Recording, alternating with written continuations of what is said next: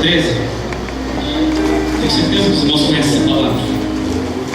Capítulo 13, versículo 1. Ainda que eu falasse as línguas dos homens e dos anjos, não tivesse amor, seria como o metal que soa, ou como o sino que tine. E ainda que tivesse o dom de profecia e conhecesse todos os mistérios e toda a ciência, e ainda que tivesse toda a fé de maneira tal que transportasse os montes e não tivesse amor, nada seria. E ainda que distribuísse toda a minha fortuna para o sustento dos pobres, e ainda que entregasse o meu corpo para ser queimado, e não tivesse amor, nada disso me aproveitaria. No final lá diz assim: agora pois permanecem a fé, a esperança e o amor, estas três, mas a maior dela